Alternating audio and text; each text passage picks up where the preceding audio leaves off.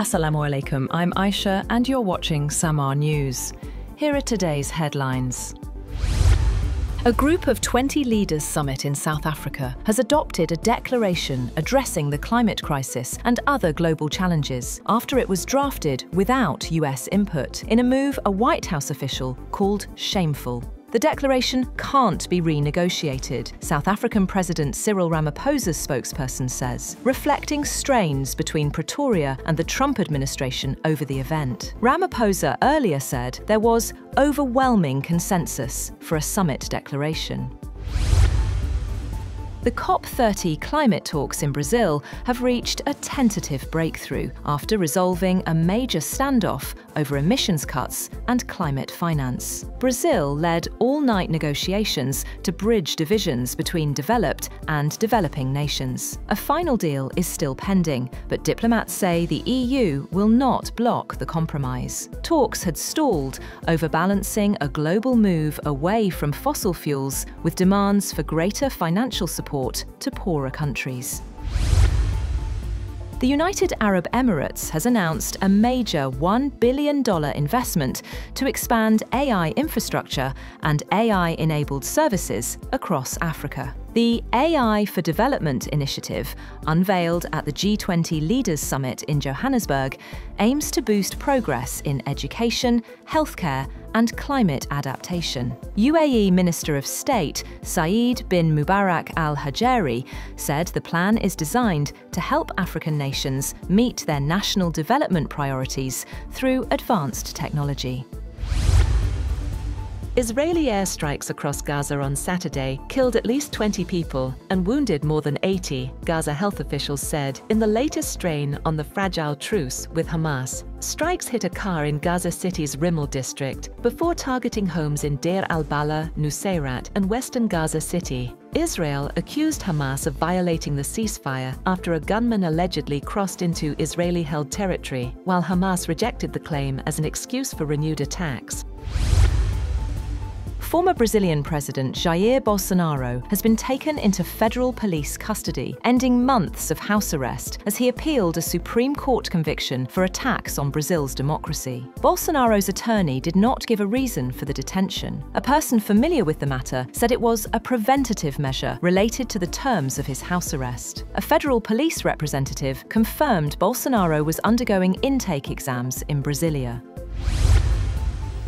European and Western leaders at the G20 scrambled to form a coordinated response to President Donald Trump's demand that Ukraine accept his peace plan with Russia by Thursday. The US proposal, which supports several key Russian conditions, has drawn cautious criticism across Europe. Leaders praised Trump's push to end the war, but acknowledged that many of the plan's terms remain unacceptable for Kyiv.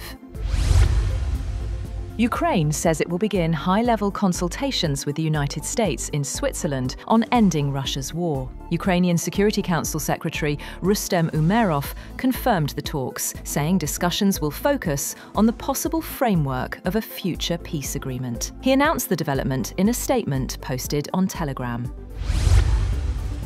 China has taken its widening spat with Japan to the United Nations, accusing Tokyo of threatening an armed intervention over Taiwan and vowing to defend itself in its strongest language yet in the two-week-old dispute. China's UN ambassador wrote in a letter to the UN Secretary-General that Japanese Prime Minister Sanae Takaichi committed a grave violation of international law and diplomatic norms when she said a Chinese attack on Taiwan could trigger a military response from Tokyo. He says if Japan dared to attempt an armed intervention in the cross-strait situation, it would be an act of aggression.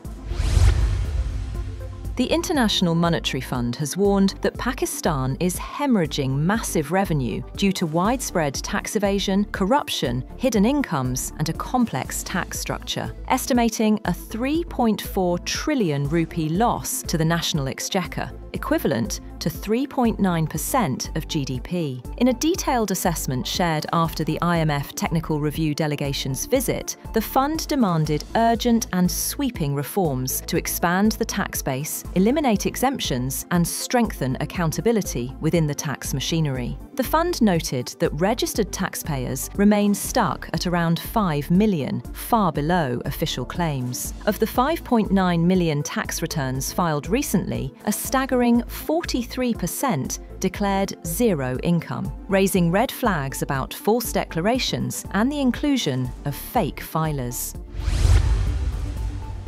After months of trading insults, US President Donald Trump and incoming New York City Mayor Zoran Mamdani smiled at each other, swapped compliments, and pledged to collaborate on tackling crime and affordability in the nation's biggest city, at an unexpectedly friendly meeting at the White House.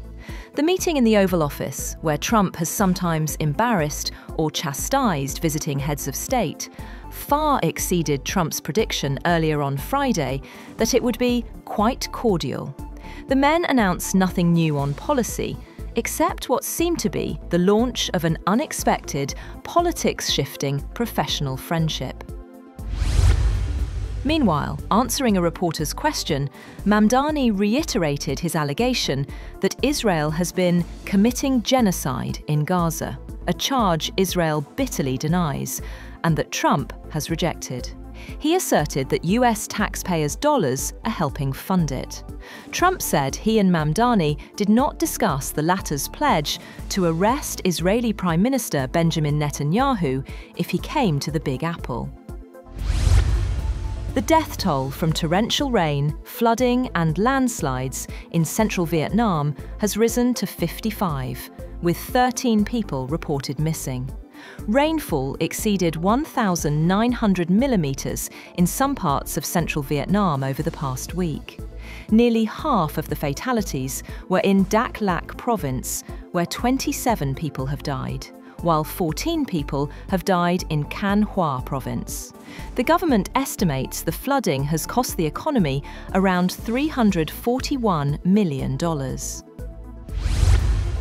Gunmen in Nigeria have kidnapped at least 227 students and teachers at a Catholic school in the northwest, the latest in a spate of school attacks this week that has forced the government to shut 47 colleges.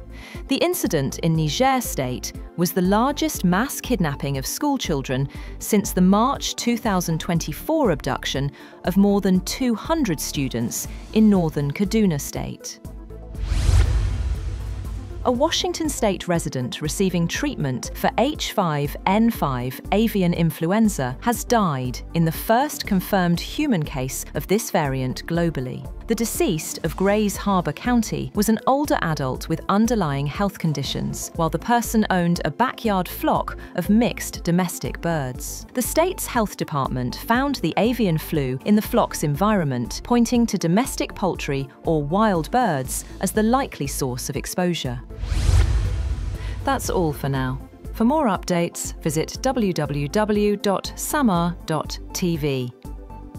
Thank you for watching Samaa News.